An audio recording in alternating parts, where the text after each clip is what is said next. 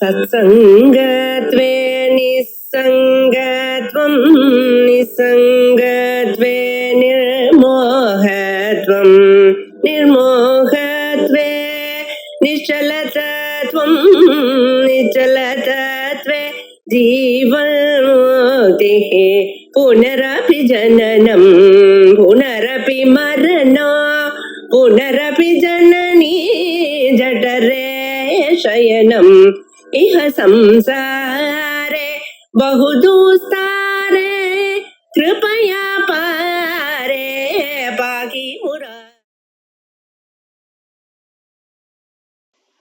सदाशिवसमारम्भां शङ्कराचार्यमध्यमाम् अस्मदाचार्यपर्यन्तां वन्दे गुरुपरम्पराम्. ஸ்ரீ குருபியோ நமஹ. இன்னைக்கு ராகவ யாதவீய காவியத்துல 20வது ஸ்லோகத்தை பதிவு பண்ண போறோம். இந்த ஸ்லோகத்துல எடுத்துட்ட விஷயம் என்னது அப்படின்னு கேட்டா, இந்த ஸ்லோகத்தை நேரடியா படிக்கும் பொழுது இந்த கரனுடைய வதத்தை கேள்விப்பட்டு ராவணன் ரொம்ப கோபத்தை அடைகிறான். அது மட்டும் இல்லாத ராமரை எப்படியாவது பழி வாங்கணும், நான் யார் அப்படிங்கிறத நிரூபிக்கணும், தன்னுடைய பராக்கிரமம் என்ன அப்படிங்கிறத ராமர்கிட்ட நிரூபிச்சு தன்னுடைய சகோதரனுடைய வதத்துக்கு ஒரு பழி வாங்குதல், அதை நிறைவேற்றணும் அப்படின்னு நினைக்கிறான். இப்படியாக ஸ்லோகத்தை நேரடியாக பார்க்கும் பொழுது ஒரு அர்த்தம் கிடைக்கிறது. இதே ஸ்லோகத்தை பின்னாடியிலிருந்து முன்னாடி படிக்கும் பொழுது இந்திரன் கிருஷ்ணர் அந்த பாரிஜாத புஷ்பத்தை எடுத்து போகும் பொழுது எடுத்துன்னு போகாதீங்கன்னு சொல்லியிருக்கான். மீறி அவர் எடுத்துட்டும் போறார். அப்படி போகும் பொழுது இந்திரன் எப்படி அந்த இடத்துல நடந்துட்டான், அவருடைய நிலை எப்படி இருந்தது, இத நாம ஸ்லோகத்தை பின்னாடி இருந்து பார்க்கும் பொழுது நமக்கு தெரிய வருது. முதல்ல இந்த ஸ்லோகத்தை நேரடியாக படித்து அதுக்குண்டான அர்த்தம் என்னன்னு தெரிஞ்சுப்போம்.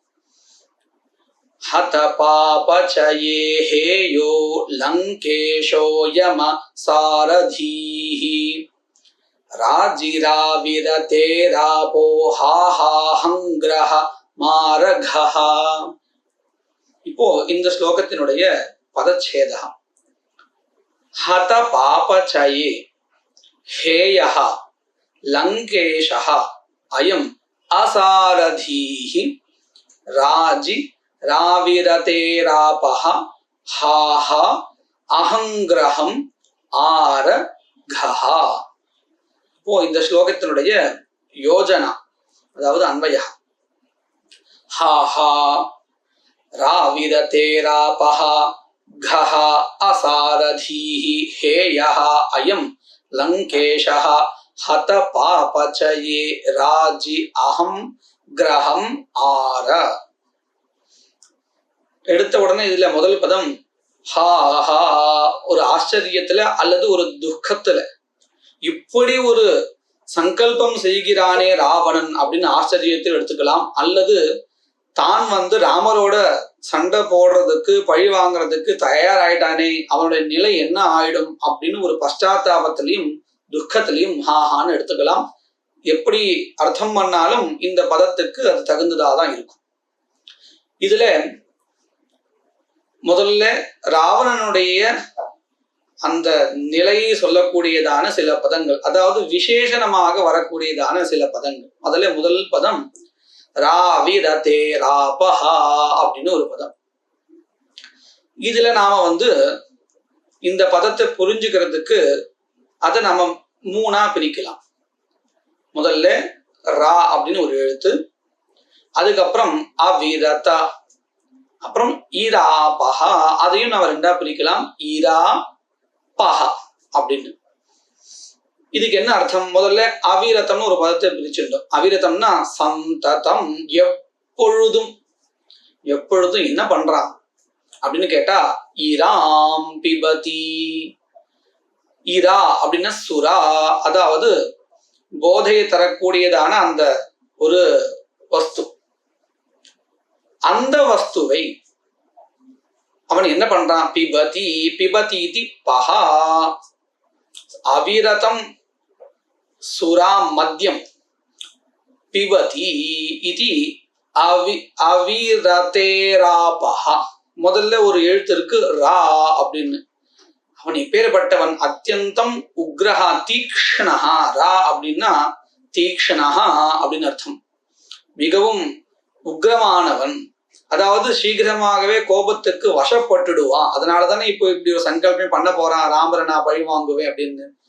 தீர அமர ஆலோசிச்சு ஒருத்தர் காரியம் செய்யறாருன்னு சொன்னா அவருக்கு இந்த கரண் என்ன தப்பு பண்ணா, அந்த கரண் போறதுக்கு யார் காரணமா இருந்தா, அவ அதாவது அந்த சூர்பனகை என்ன தப்பு பண்ணா, இப்படி எல்லாம் ஆலோசிச்சுப்பான்.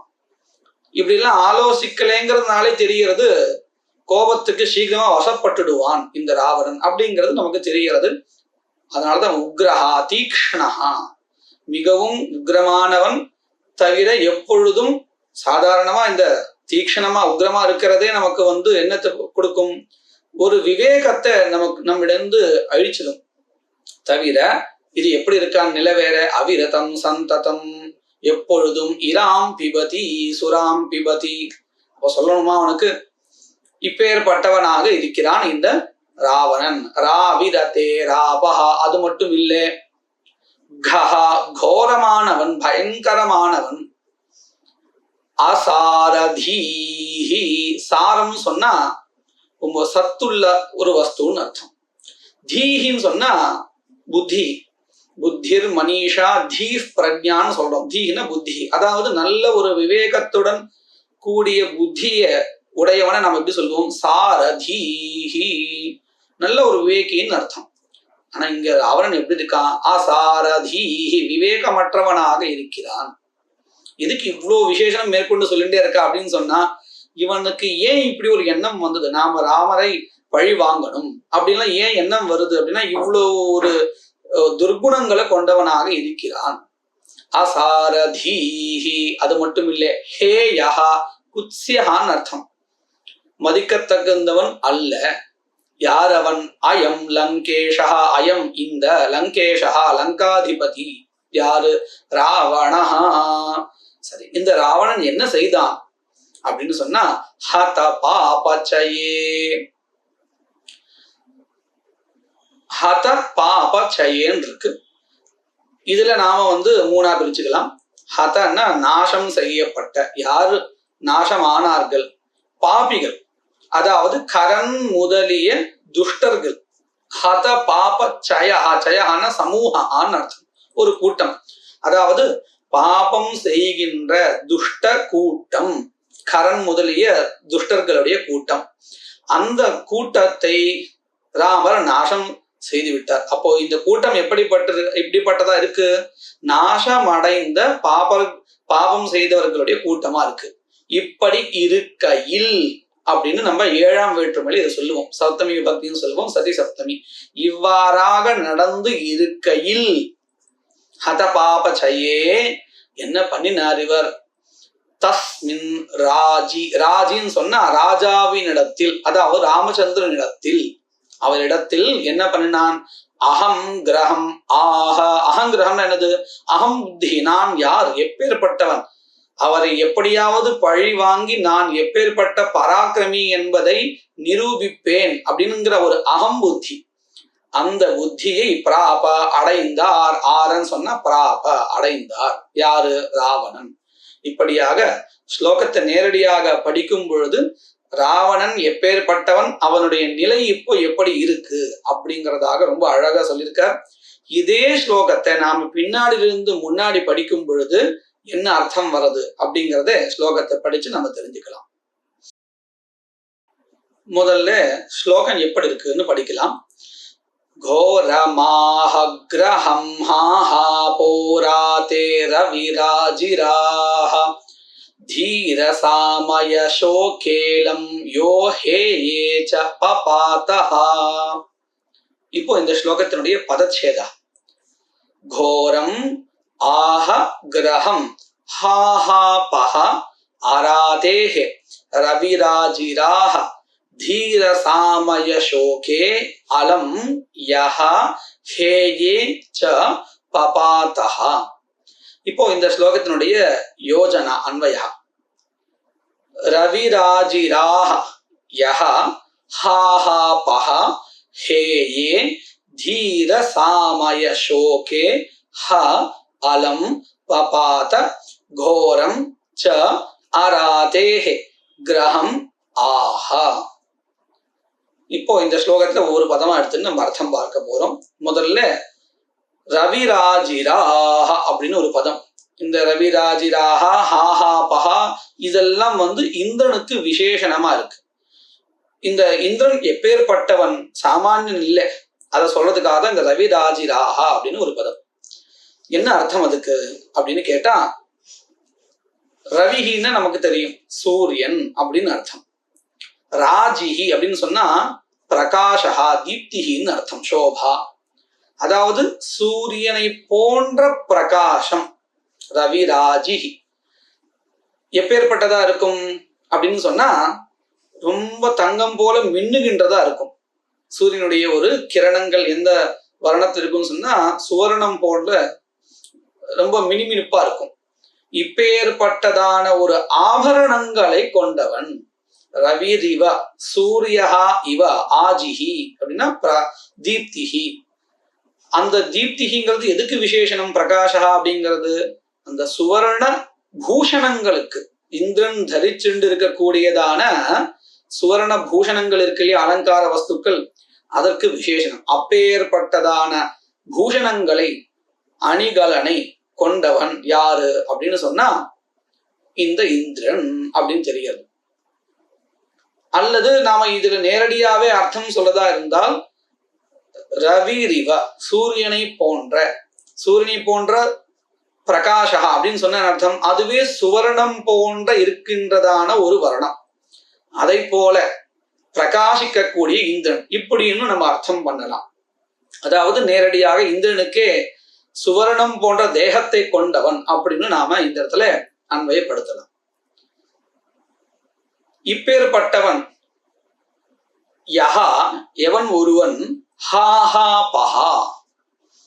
ஹாஹா அப்படின்னு கந்தர்வால இருக்கக்கூடிய சில பேருடைய பெயர் அது.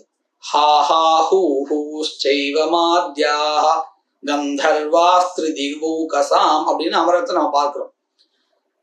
ஹாஹா ஹாஹான் பாத்தி, பாத்தினா ரக்ஷத்தின்னு அர்த்தம். ஹாஹா பஹ ஹாஹா முதலிய கந்தர்வர்களை ரட்சிக்கின்றவன், அரசன் அர்த்தம். தேவர்களுடைய அதிபதி தேவேந்திரன். அப்போ இந்த ஹாஹான் மட்டும் ஏன் இங்க சொல்றா? இதுதான் நம்ம உபலட்சணம்னு சொல்லுவோம். பல பேர்ல ஒருவரை எடுத்து இவர் போன்றவர்களை காப்பாற்றுகின்றவன், ஹாஹா முதலே கந்தர்வர்களை காப்பாற்றுகின்றவன் அப்படின்னு சொன்னா மற்ற தேவர்களையும் காப்பாற்றுபவன் அர்த்தம். அதுல காப்பாற்றப்படுகின்றவர்கள்ல ஒரு சிலர் எடுத்து காமிக்கிறது அப்படிங்கிறத நம்ம உபலட்சணம்னு சொல்லுவோம். இங்க அப்படித்தான் இருக்கு. ஹாஹா பஹா இவன் என்ன செய்தான் அப்படின்னு சொன்னா, ஹேயே தீர சாமய சோகே. நல்ல ஒரு பதம் இது.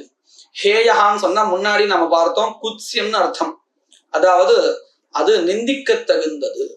இப்போ இவனிடத்துல இருக்கக்கூடியது எது நிந்திக்க தகுந்தது இந்திரன் இடத்துல அப்படின்னு சொன்னா, கிருஷ்ணரை பார்த்து பயந்தான். பயந்து அவரிடத்துல ரொம்ப சாவதானமாக ஒரு சாந்த வச்சனத்திலையும் சொன்னா, போரிடுறதுக்கும் பயம், இப்படி எல்லாமா சேர்ந்து அவனுக்கு ஒரு துக்கத்தை கொடுத்துருது தேவேந்திரனுக்கு.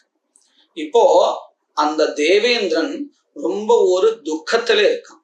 இந்த துக்கம் எப்பேற்பட்டது அப்படின்னு கேட்டா ரொம்ப அழகா சொல்றார். தீரசாமய சோகே அப்படின்னு சொல்றார். தீரஹா அப்படின்னு சொன்னா யாரு? நல்ல ஒரு விவேகத்தை உடையவன், நல்ல ஒரு சாமர்த்தியத்தை உடையவன், அவனுக்கு தீரஹான்னு பேர். இந்த தீரர்களுக்கு, தீரனாக யார் இருக்கிறானோ அவர்களுக்கு ஒரு வியாதி என்னதுன்னு கேட்டா பயம், துக்கம். தீரர்களுக்கு ஆமயபூதே, ஆமயகான்னு சொன்னா வியாதின்னு அர்த்தம். ஆமயமாக இருக்கின்ற, அதாவது வியாதியை போன்று இருக்கின்றது எது? துக்கம். அந்த துக்கம் தீரர்களையே அந்த புத்தியை நாசம் பண்ணி விட்டுடும். அந்த தீரனா இருக்கக்கூடியவன் புத்தி அளவுல வலுவிழந்தவனாக ஆயிடுவான். இப்படியாக பண்ணக்கூடியது துக்கம். அதனாலதான் தீரர்களுக்கு இந்த துக்கம் அப்படிங்கிற ஒரு பொருள் ஒரு வியாதியாக சொல்லப்பட்டிருக்கு. அது மட்டும் இல்லை, அது ஹேயஹா, அதாவது விட்டுவிட வேண்டியது, நிந்திக்க தகுந்தது, துக்கம் கொள்ளக்கூடாது அப்படிங்கிறதாக இந்த கவி இந்த இடத்த சொல்றார். இப்போ ஹேயே தீர சாமய சோகே, நிந்திக்க தகுந்ததும் நல்ல தீரர்களுக்கு, ஞானிகளுக்கும் கூட, விவேகிகளுக்கும் கூட வியாதியை போன்றதுமான துக்கத்தில் என்ன ஆயிடுத்து இப்போ, ஹ அலம் பபாத, தன்னை தானே மேற்கொண்டு வரதுக்குண்டான முயற்சியை பண்றான். இந்த துக்கத்திலிருந்து விடுவித்துக்கிறான். எப்படின்னு சொன்னா, அலம் பபாத, இந்த துக்கம் நான் ஏன் படணும், போதும் இதோட நிறுத்துவோம் அப்படின்னு ஒரு உற்சாகத்தோட, அதாவது கிருஷ்ணரை எதிர்க்கிறதுக்கு துணிந்து விடுகிறான் அப்படிங்கிறதாக இந்த துக்கத்தை போதும் என்கின்ற ஒரு எண்ணத்தோடு தன்னைத்தானே முன்னேற்றுக் கொள்கிறான். யாரு? இந்திரன். சரி, இப்படி தன்னைத்தானே ஒரு முன்னேற்றுக் கொள்வதற்கு என்ன பண்ணினா, ஒரு தைரியத்தை வரவழைச்சுட்டான். வந்து என்ன பண்ணினான்னு கேட்டான். அங்கதான் மறுபடியும் ஒரு தப்பு பண்றான். ஒரு கோரமான காரியம் பண்ண ஆரம்பிக்கிறான். என்னது? கோரஞ்ச அராதேஹே கிரகம் ஆஹா, அதாவது கோரமான ஒரு காரியத்தை செய்ய ஆரம்பிச்சான். என்ன காரியம்? அராதேஹே, சத்ரோன்னு அர்த்தம். அதாவது இப்போ இந்த இடத்துல சத்ருவாக இருக்கக்கூடியவர் கிருஷ்ணர். அவருடைய கிரகம் அப்படின்னு பிடிக்கிறதுன்னு அர்த்தம். ஆஹா, ஆஹான்னு சொன்னார், அதாவது கட்டளை இட்டார். ஜெயந்தனை கூப்பிட்டு அந்த கிருஷ்ணரை கட்டி போடு அப்படின்னு, அதாவது பந்தனம் பண்ணு அப்படின்னு சொல்லிட்டாராம். இது எப்பேற்பட்ட ஒரு காரியம், கோரமான காரியம் இல்லையா? அந்த பரமாத்மாவை கட்டுப்படுத்த முடியுமா? அதுல இவர் ஈடுபட்டிருக்கார். அப்படிங்கிறதுனாலேயே கவி சொல்லும் பொழுதே கோரஞ்ச ஆஹா, கோரமான ஒரு காரியத்தை, விபரீதமான ஒரு காரியத்தை செய்யும்படி ஆஹா கட்டளை இட்டார். என்னது அந்த காரியம்? ஆராதேஹே சத்ரோஹோ கிரகம் பந்தனம், அதாவது சத்ருவாக தற்பொழுது தெரிகின்ற கிருஷ்ணருடைய பந்தனம் தான் இங்க கோரம் காரியம். அதை செய்வதற்கு கட்டளை இட்டான் அப்படிங்கிறதாக இந்த ஸ்லோகத்தை ரொம்ப அருமையா, முன்னாடி பார்த்தால் ஒரு நல்ல ஒரு அர்த்தம், நல்ல ஒரு வர்ணனை, பின்னாடியிருந்து பார்க்கும் பொழுது வேற ஒரு விஷயம், அதே மாதிரி நல்ல ஒரு அழகான வர்ணனையாக இந்த ஸ்லோகத்தை அமைச்சிருக்கார். மேற்கொண்டு இருக்கக்கூடிய ஸ்லோகத்தை வருகின்ற பதிவுகளில் நாம் பார்க்கலாம்.